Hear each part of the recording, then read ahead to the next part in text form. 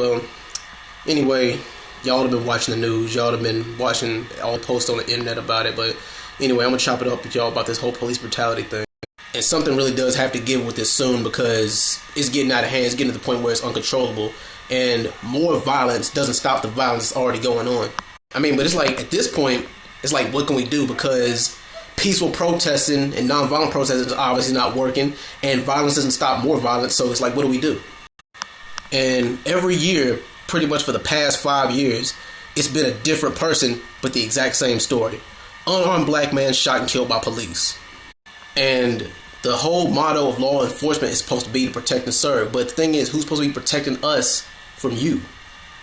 But as long as you got a badge, a gun, and probable cause, then you could pretty much get away with anything as long as you're authority figure. Oh, I was just in the moment and he seemed like a threat, so I shot him. How much of a threat can he be when you're on top of him with 4 or 5 other police officers and you're all fully armed and he's not? And this is why there's a fuck the police movement. And this is why there's a Black Lives Matter movement. Because if we don't stand up for ourselves, then nobody else is either. And don't get it twisted, because just because we say Black Lives Matter doesn't mean that all lives don't. Of course all lives matter, but black lives are a part of all lives. Some people still continue to be ignorant to the struggle. Like, there's some people who don't understand why we're so upset and why there's such an outrage when stuff like this happens.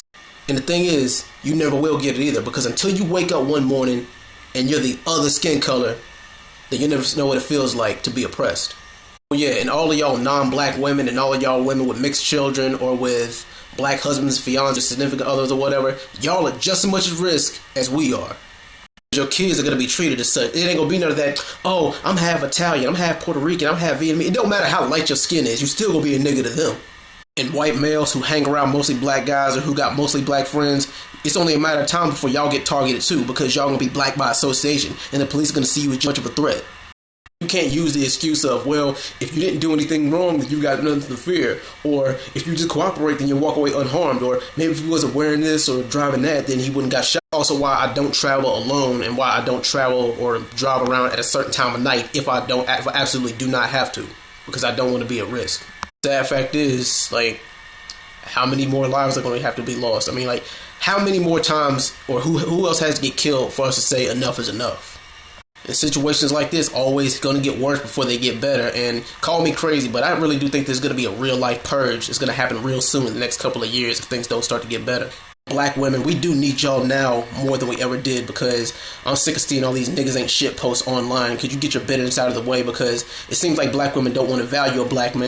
Black women don't want to value and cherish us until they see a black man on the news that got 6 shells in his back from police brutality. Anyway, I'll talk you guys head off enough for one day, and regardless of what your race is, regardless of what where you stand on this, just hopefully everybody just stays safe out there. Thank y'all for listening.